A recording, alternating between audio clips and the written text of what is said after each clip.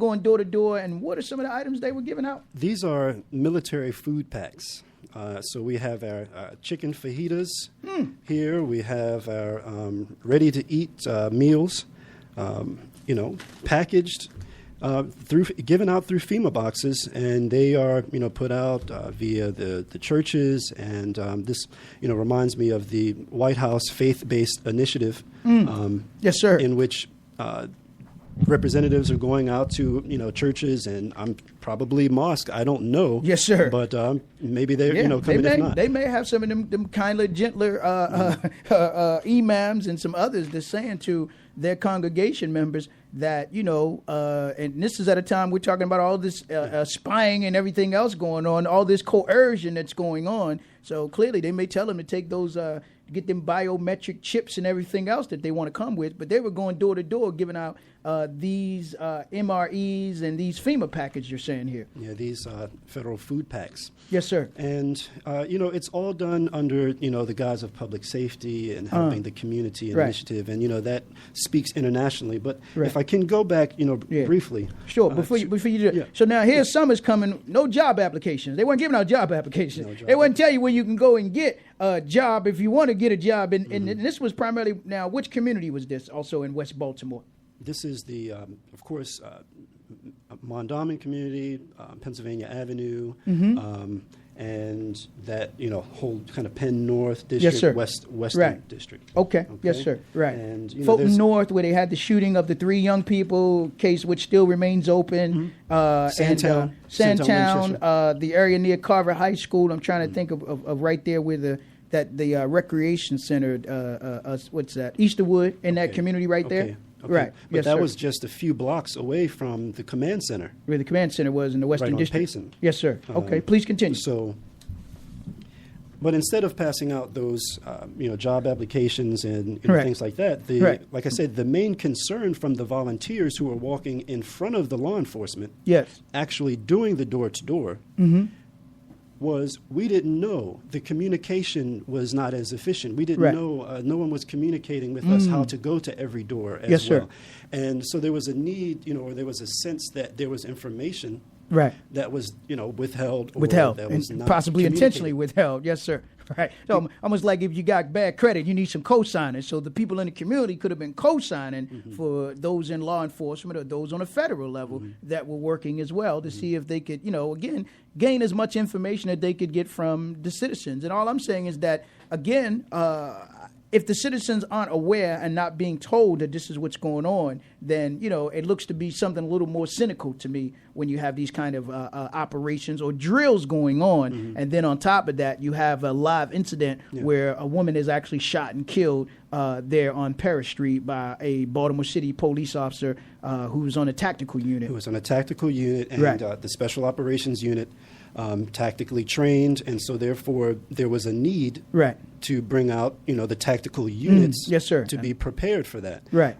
Considering that there was a drill taking place this week or that week, they were ready and prepared for that type of event. And if it were another week in which they were not having these drills, they may not have been as prepared as they were. There were reports on in the Sun of witnesses that wondered why law enforcement was there so soon and already in the area.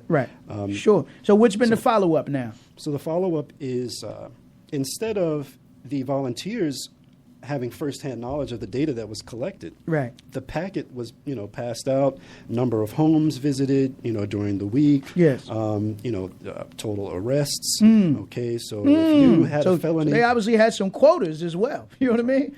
So they were knocking on doors and, go ahead, please continue. I don't want to interrupt. But no, that's all right, because the question is this, Baltimore City initiative or this data is being collected for a federal. That's right. See, for something bigger. So. Everything, your total arrests, door knocking, fire department outreach. Okay, I said, it's good to have a smoke detector in your home. It really is. We need to protect against fires, but they do that all times of the year. That's right. So the question is, well, what else did they see? What else did they notice? What other types of data is being collected? Yes, sir. Housing, abandoned vehicles. I mean, the complete evaluation of every aspect, every corner, every tree that is down, you know, in your neighborhood. So now there's no excuse that we don't know what's happening. So you would think that the community could be clean, pristine, and everything else in between when they come in and do this kind of effort, right? That's right. And multi-agency effort. But after they leave, the trees are still falling, the grass is still pile high and deep, and rats are still eating better than the people that live in the communities, bro. I mean, there's even a number of shoes on lines. There were 3 places where there were shoes. Somebody had the duty and responsibility to count tennis shoes that was hanging on the telephone lines. This is outrageous. Man. Yes, sir. So what else before we open up the lines, man? Again, family, just tuning into the State of the City, having a conversation with Brother Jimmy Theo Rogers, of course. As we reported back in May of this, the drills that were being held in West Baltimore, they've come back now in June and just had another training, I think, at the so-called public safety building there in 3500 West Northern Parkway. But yet, a lot of this information is not being availed to the public. And none of the news media have talked about these drills. And don't you find that eerily, silent about a drill taking place? I mean, what do we got to wake up and see some Black Hawk helicopters for they admit that something is going down in our communities? So we have to notice the deception. I mean, it's like the cameras. Well, in school zones, we should, slow down. I might have been here 5 minutes earlier, but I had to make sure that I'm looking because there are cameras that are hidden behind trash cans or hidden behind tree bushes or, so there's the deception taking place, and, we have to look at this. So I asked them the question. I asked Connor Scott the question. Right.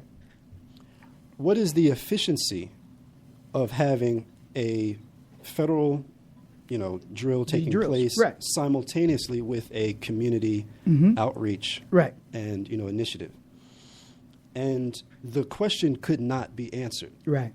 And, like I said, with the American African Committee, please send your emails and your thoughts, new American African at gmail.com, because I want, for us to continue in this conversation. Sure. We thank you, for having the airways for us to We're supposed put this to do information this. out here. And if they don't have anything to hide, as the President of the United States just said around this issue of spying, then release the information to the public. Exactly. If there's nothing to hide there, if there's nothing cynical going on, then shouldn't the public have a right to know what's going on? And shouldn't the churches that are participating with them, and if there's any mosque or masjids, should they not, or these nonprofit organizations or any other faith-based organization, come out and let the public know that this is what's going on in our community, unless for them, they're limiting the information that they're receiving as well out of this. And the reason why I say that, you got the LGBT Pride Weekend coming up in downtown Mount Vernon, front page in the Sun paper. They're concerned about, again, the type of activities from the drinking, underage drinking, the intoxication and urination, defecation and everything else. But I'm sure they're not going to have a drill at the same time that the lesbian, gay, bisexual, transgender, metrosexual pride parade is going on as well. And, of course, I didn't even got to get into the fact they would do it on Father's Day weekend when we should be stopping and celebrating, commemorating the love for our fathers. What better way to show disrespect? What worse way to show honor to your father than allow them to have these kind of activities in Druid Hill Park on Father's Day weekend? So the book said we should honor our mothers and fathers so our days shall be long. They're not going to do it on the 4th of July weekend. They're not going to do it on Mother's Day weekend. They're not going to do it on Flag Day weekend. You know what I mean? But they're going to do it on the weekend of Father's Day when we should be stopping to celebrate our fathers. But let's begin to get some closing comments on that before we open up the lines in terms of what comes next now, in terms of, again, I think bringing this to the light, because I think that's one of the things they don't want is we should have that, and any public official and anybody that says that this is in the best interest of the community should want to have, again, full observation and participation of this information and the dissemination and the implementation after we get this information about these drills that are going on in our community. So, exactly. 2 quick points. The first is, I asked, well, are they going to be happening in other communities? Is this the drill going to be taking place in Canton? Will there be, getting the same amount of information in terms of how many shoes are on the lines? Shoes on the line. So if we now know that this information is being collected and it is, in paper and it is, available. now there is no excuse when we take, this final push, this last stand, politically, yes, sir, to put pressure on those, who are in positions to actually do the right things in the interest of the community. Right. Now, one final question was, again, the council person, of course, in that district was Councilman Nick Mosby. Any comments, any words from Councilman Nick Mosby? And if he's listening, he can call, because we definitely got questions for him. Well, I can say this. I can say he, as a public, figure, has been helpful in, addressing the needs of myself, as a citizen. Right.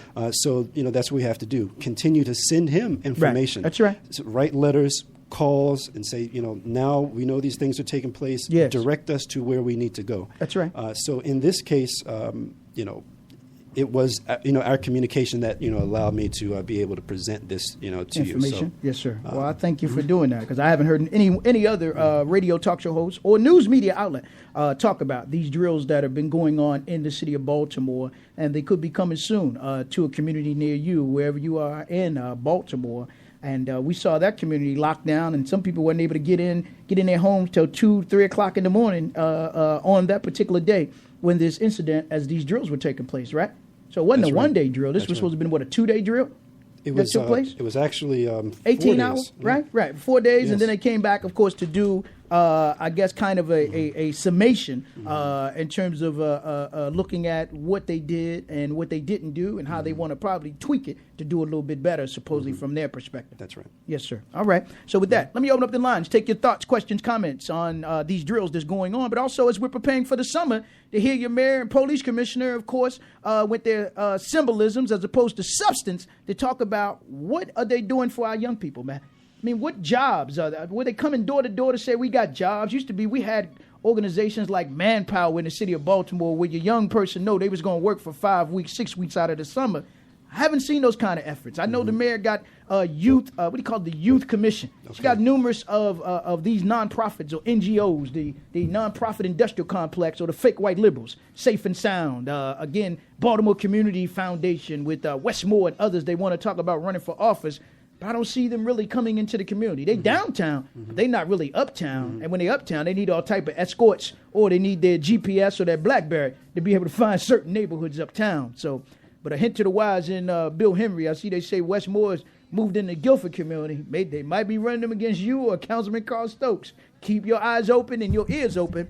But let me come to the line. If you have a thought, question, comment for Brother Jimothy, or thoughts and comments on activities for our young people for the summer, and why the city seems to be so hostile as opposed to having a righteous gospel for our young people. Why they want to be so hostile toward our young people, but yet your mayor wouldn't go down here to the lesbian, gay, bisexual, transgender Pride Day weekend this weekend in Mount Vernon and tell them to behave. Wouldn't tell them don't be urinating. Would not tell them don't be serving underage young people down there in Mount Vernon. Or, as I said, to the Orioles game where it came out where a young man was beaten. I know you saw it in the paper. Some of y'all don't want to talk about it. When you saw a young white man was beaten at the Oriole game, fell off a balcony, and sustained some injuries. But your man not down there at the Oriole game telling those Oriole fans, behave. Be on your best behavior. But if you got a question, thought, comment, give me a call, 410-761-1592 before we wrap up with my brother Jimothy Rogers. 410-761-1592. You can get in where you fit in where you get in. And while we're waiting on the lines, brother, I know one of the things we were tweeting about and talking about is the city and those in West Baltimore. Speaking of that area, West Baltimore, were burying Reverend Harold Carter. We were talking about the importance of stopping to celebrate the legacy and the life of Colonel Muammar Gaddafi. Talk about that him and his legacy and his vision for Africa through his Pan-Africanism. Certainly. If there was one issue of our modern time that deserves the most attention, it would be the issue of Libya.